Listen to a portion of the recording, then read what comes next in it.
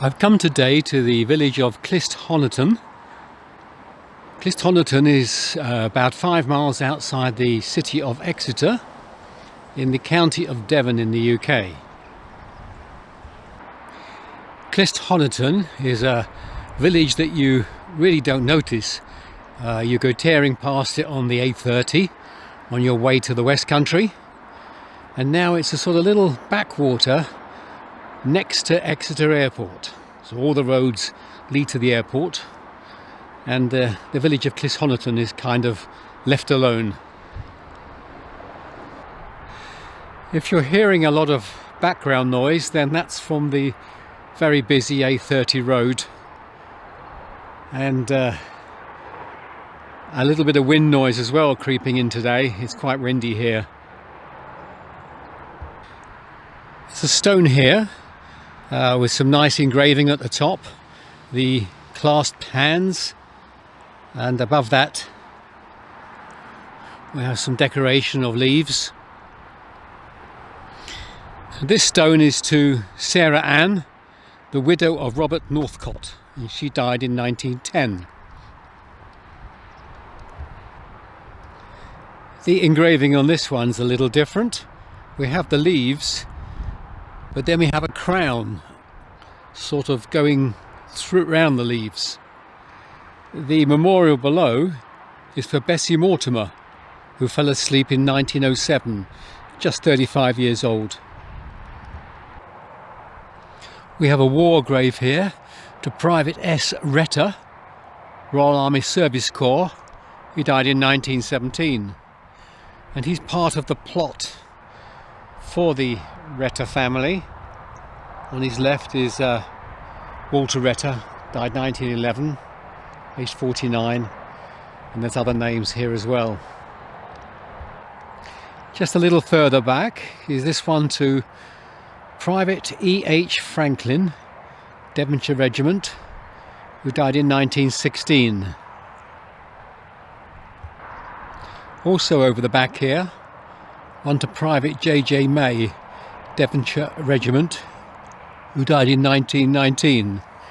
And at the bottom we have the inscription placed there by the family, and would have been paid extra for, gone but not forgotten, from mother, brother and sisters. Nearer the church is the war memorial with quite a number of names on it. We have the 1914, 1919,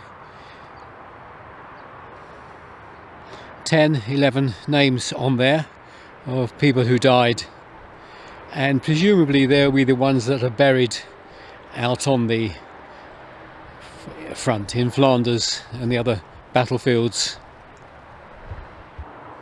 It was not the policy to repatriate the bodies. They were buried in cemeteries where they fell.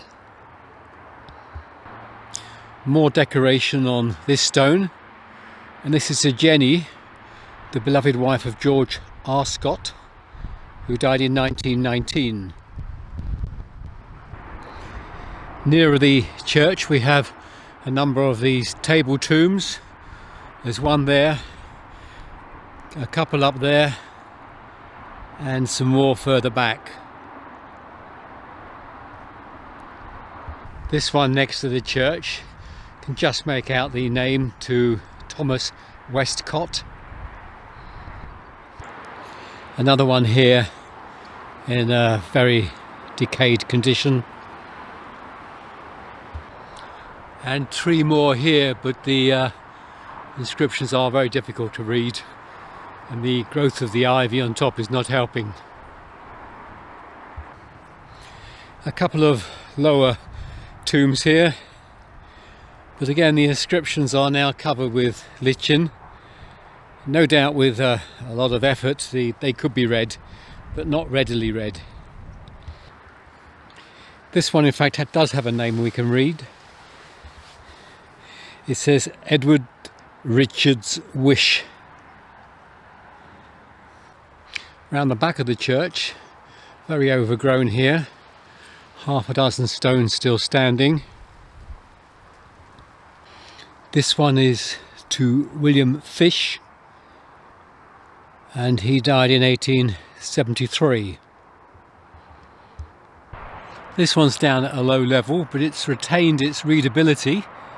This is Henry Clark, who died in 1863, age 79. One here next to the church door, Mary Farrant, the beloved wife of Thomas Salter, and then Richard Farrant, the son of the above. A very clear one here with what looks like the coat of arms at the top of the stone, and the name beneath is William Westcott, 1815, Betsy his wife, granddaughter of Henry Saunders of Waterslade House.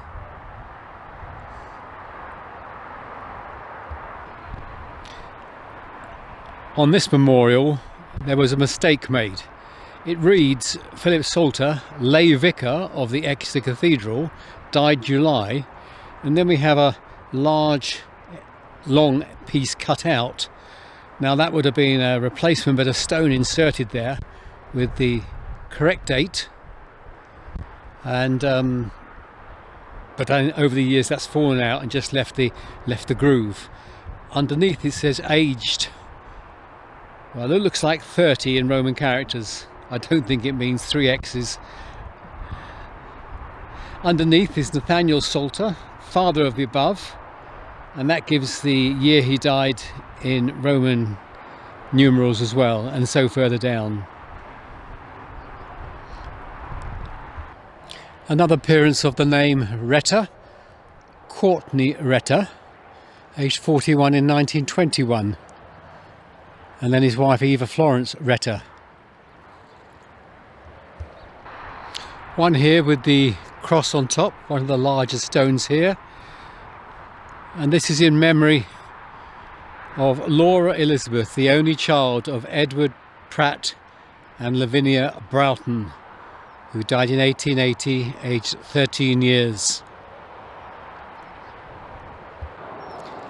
Well, that's it. Just a very small, typical country graveyard. A little village that most people never come to now. It's tucked away down a cul-de-sac at the back of Exeter Airport. Clyst Honiton. Till the next time.